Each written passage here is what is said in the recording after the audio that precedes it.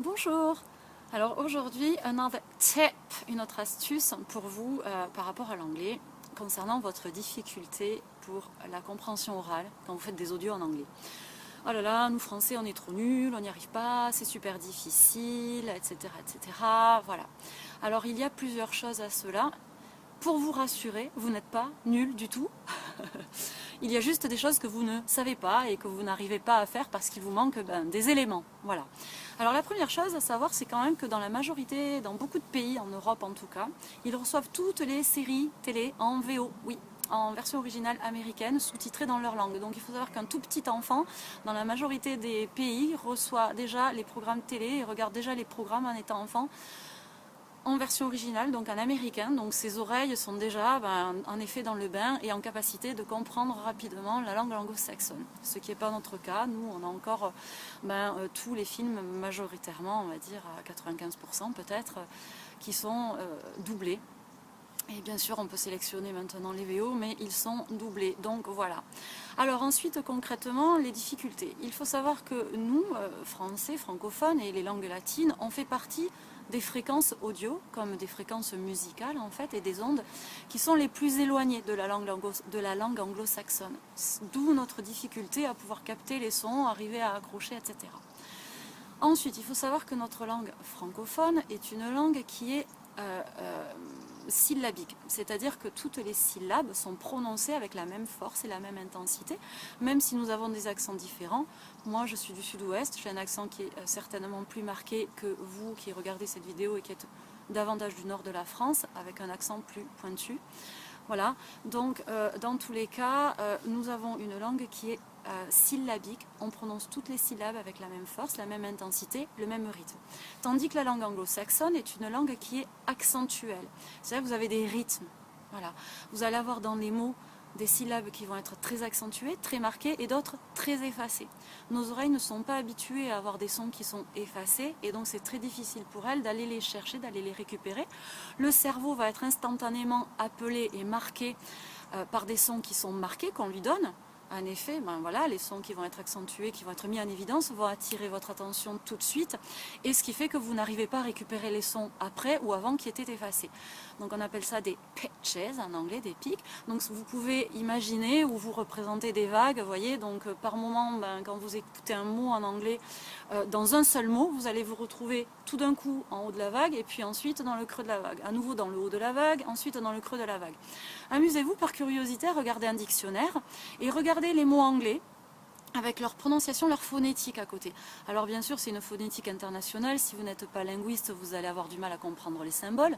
Peu importe, mais regardez la prononciation des mots anglais dans un dictionnaire et vous verrez que la syllabe qui est accentuée est soit soulignée, soit avec une apostrophe au-dessus. Voilà. Et en gros, dans un mot, il y aura majoritairement une seule syllabe accentuée, les autres atténuées. Dans les mots un peu plus importants, il peut y avoir une syllabe qui va être très accentuée, une syllabe secondaire un peu accentuée, mais les autres seront non accentuées. Ce qui fait que dans les syllabes non accentuées, vous allez entendre un son majoritairement E. Voilà, ce qu'ils appellent le schwa en anglais, peu importe, vous n'êtes pas professionnel, ça ne vous intéresse pas, mais dans tous les cas, ça va tomber comme un son de E muet.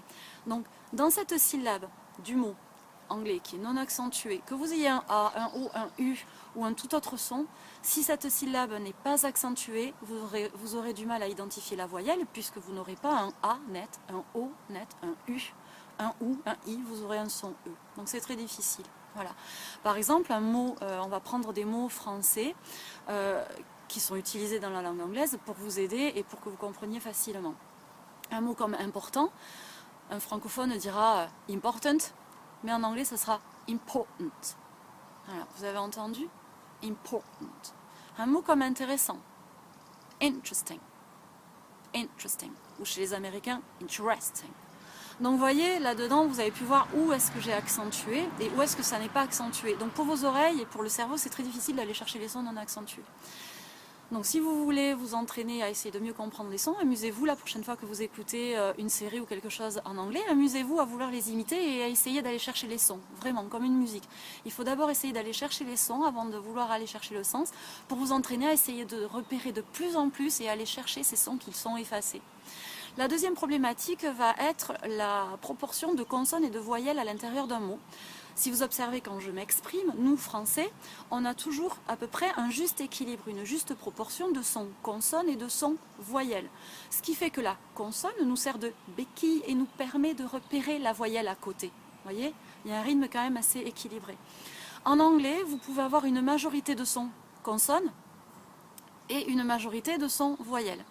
Ce qui fait que quand vous avez une majorité de sons consonnes, vous avez l'impression qu'ils vous ont écrasé le mot et vous croyez que vous n'avez pas compris, qu'il vous manque des éléments, etc. Parce qu'en effet, pour nos oreilles de français, le mot n'a pas été suffisamment articulé et étalé pour qu'on puisse en récupérer tous les éléments. A l'inverse, quand il y a une majorité de sons voyelles, vous avez l'impression que c'est tout étiré, que c'est du chamallow, etc. Alors moi j'appelle ça un peu la technique accordéon. Majorité de sons consonnes, vous avez l'impression qu'on vous a écrasé et compacté les mots. Majorité de sons voyelles, vous avez l'impression de tout perdre dans la nature. Et voilà, quand vous parle en effet yaourt, chamallow ou télétubbies.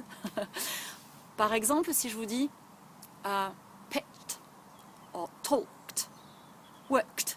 Vous voyez, on a l'impression que les mots ont été écrasés, majorité de sons consonnes. Par contre, si je vous dis while you were away, while you were away. Et là, vous vous dites, mais je comprends pas, ou elle n'articule pas, qu'est-ce qu'elle dit, c'est incompréhensible. Voilà.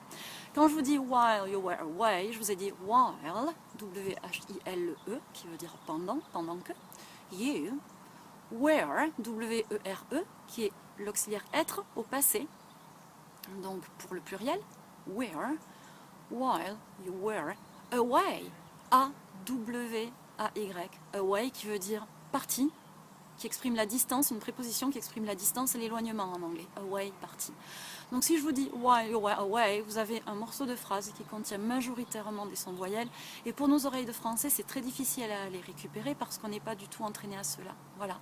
Donc n'hésitez pas, si vous avez besoin d'éduquer vos oreilles pour mieux comprendre vos interlocuteurs anglophones, pour les adultes professionnels qui font des échanges téléphoniques ou des voyages à l'étranger, et pour les jeunes qui, depuis 3 ans, ont l'épreuve audio à passer au bac, qui est une épreuve très difficile, et souvent vous récoltez de très très basses moyennes avec cette épreuve-là, parce qu'en effet vos oreilles ne sont pas éduquées, c'est un vrai travail.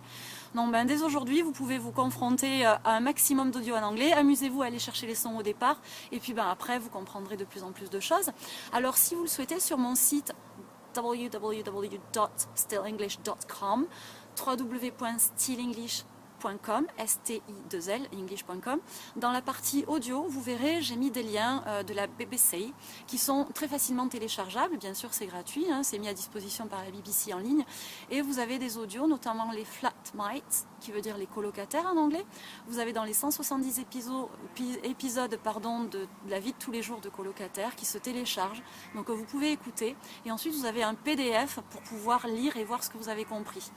Et ensuite, BBC Business, que j'ai mis aussi, donc des situations davantage professionnelles avec des extraits de réunions, de rendez-vous clients, etc., qui est un lien aussi gratuit de la BBC que j'ai mis en ligne sur mon site pour que vous puissiez accéder plus facilement. Donc voilà, vous pouvez récupérer ces audios, ils sont en libre d'accès pour tout le monde, vous pouvez vous entraîner, et vous avez aussi pour le BBC Business, les PDF pour ensuite aller vérifier ce que vous comprenez ou ne comprenez pas. Mais idéalement, vraiment, si vous voulez éduquer votre oreille et votre cerveau à capter les sons et de plus en plus de sonorités de la langue anglo-saxonne, c'est écouter sans aucun sous-titre, bien sûr, comme si vous viviez en immersion. Dans le pays, il n'y aurait pas de sous-titres, et à force, ma foi, votre oreille, votre cerveau s'habitue. Voilà. J'espère que ça vous aura aidé un petit peu à comprendre ce qui se passe pour vous quand vous faites un audio en anglais et quelles sont vos difficultés. Je vous ferai une vidéo prochainement avec d'autres astuces, d'autres tips du livret Still English, où vous avez tout expliqué de façon simplifiée en 3 parties. La partie débutant, la partie donc intermédiaire qui est présentée avec une couverture orange, si j'arrive à l'attraper rapidement pour vous la montrer. Voilà, donc la partie orange, et puis il y avait la partie bleue pour les débutants avancés, et la partie violette pour les niveaux avancés, excusez-moi. Voilà, donc dans le livret, vous avez tous les essentiels pour tous les niveaux de débutants à avancés en anglais. Au début, en effet, ce que je viens de vous expliquer par rapport à la sonorité de la langue anglo-saxonne, c'est aussi expliqué.